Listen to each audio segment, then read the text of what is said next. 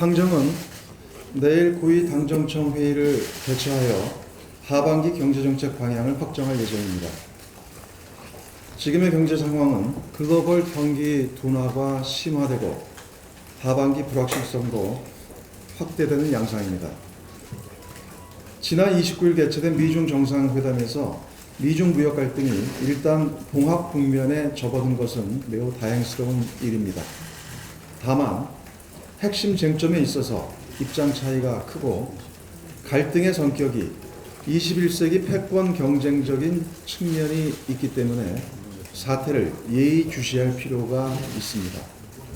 특히 일본의 악의적인 보복성 수출 규제 조치 발표는 점증하고 있는 대외 경제 불안 요소와 내수 둔화 등 경제의 불확실성 확대에 대해 면밀한 대응이 요청되는 시점입니다. 당정은 2019년 경제정책 방향의 큰 틀은 견지하면서도 최근 경제 여건 악화에 적극 대처하고 기존 정책을 보강할 것입니다. 시급한 경제 현안은 물론 중장기적 차원의 구조 개편에 대비할 수 있도록 각종 정책 과제를 적극적으로 발굴할 계획입니다. 특히 대외 여건 악화를 감안해 수출 총력 지원 체제 구축과 투자 촉진, 내수 활성화에 방점을 둔 경제 활력 제고, 경제 체질의 개선, 포용적 사회 안전망 강화 등의 주안점을 두고 하반기 경제 정책을 운용할 것입니다. 특히 당은 포용성 강화를 더욱 속도감 있게 추진할 것입니다. 노인 저소득층 등 취약계층의 일자리를 확대하고 실업급여, EITC, 기초생활보장제도 등 사회 안전망을 강화하고 주거, 교통, 교육, 의료, 통신 등 서민의 5대 핵심 생계비를 경감하고 소상공인과 영세 자영업자, 청년에 대한 지원을 강화할 것입니다. 하반기 경제정책 기조가 차질 없이 집행되기 위해서는 무엇보다 시급한 과제가 추경입니다.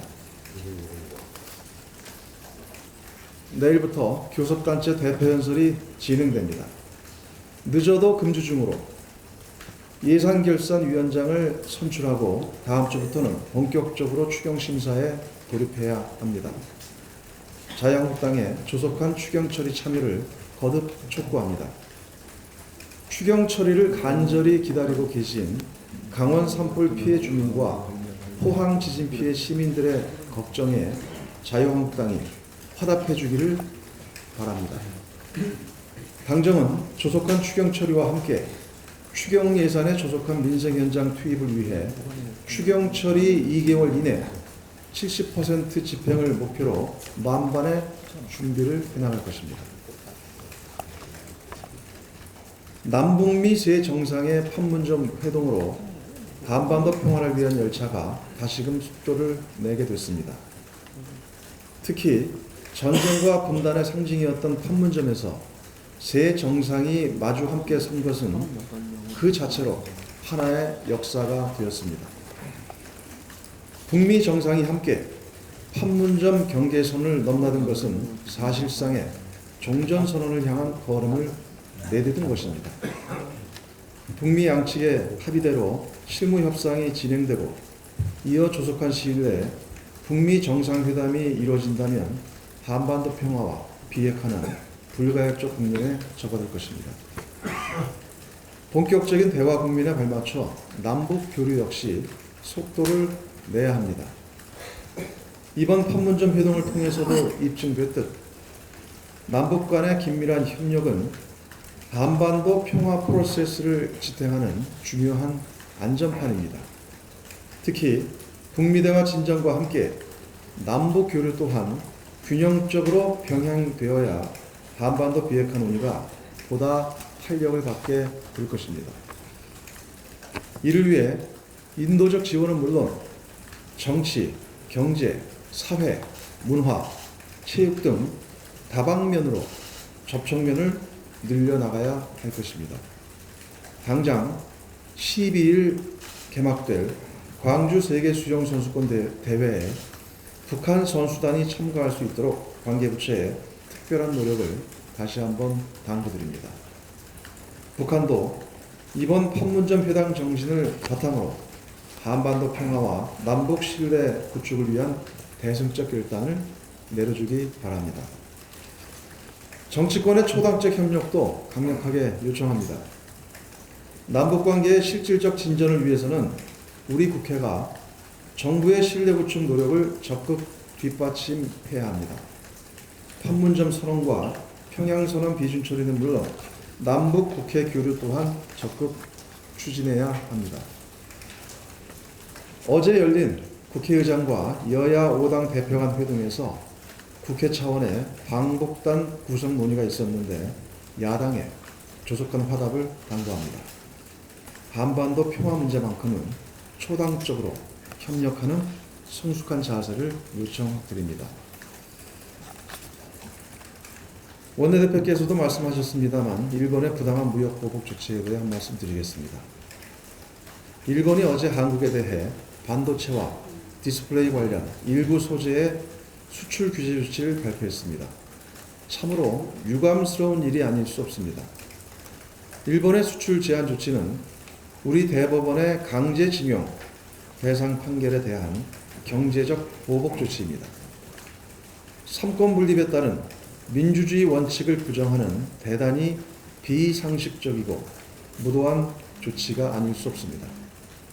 더욱이 이는 정치적 이유에 따른 경제 보복을 금지한 WTO 협정을 정면으로 위반한 것입니다. 엊그제 오사카 G20 정상회의에서 일본이 앞장섰던 자유롭고 공정하며 비차별적인 무역 합의와도 완전하게 배치됩니다. 특히 일본은 지난 2010년 다오위다오 분쟁과 관련해 중국이 히토리 수출을 제한하자 불공정한 무역 보복이라며 WTO에 제소한 바 있습니다. 자신들의 과거 행태와도 상충되는 명백한 자가당착입니다. 일본 정부는 부당한 무역 보복 조치를 즉각 중단해야 합니다. 일본의 수출 규제 조치는 한일 양국의 상호 우위와 경제적 공동 이익과도 정면으로 배치되는 행위입니다.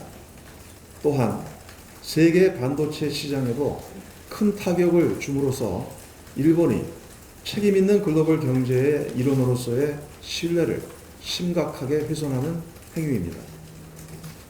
아울러 이번 수출 규제 조치는 그 피해가 한국 기업뿐만 아니라 일본 기업과 국민에게도 고스란히 돌아가게 되는 자해적 조치라는 점을 일본 정부는 명심해야 할 것입니다. 자동차 등 일본 상품과 연간 750만 명에 달하는 우리 국민의 일본 관광, 1년 앞으로 다가온 동경올림픽의 성공적 개최에도 악영향을 미치게 될 수 있음을 우려하지 않을 수 없습니다. 일본 정부와 아베 총리가 부디 이성을 되찾으시기 바랍니다. 더불어민주당과 정부는 무엇보다 우리 기업에 대한 피해를 최소화하기 위해 현장의 의견을 최대한 경청하는 가운데 수입선 다변화, 국내 생산 설비 확충, 피해 기업 지원 등 다양한 방안을 마련할 것입니다. 아울러 양국 간의 경제적 공동이익을 위한 필요한 협의가 있다면 정치권과 양국 의회 차원의 대화의 노력 역시 마다하지 않겠습니다. 이상입니다.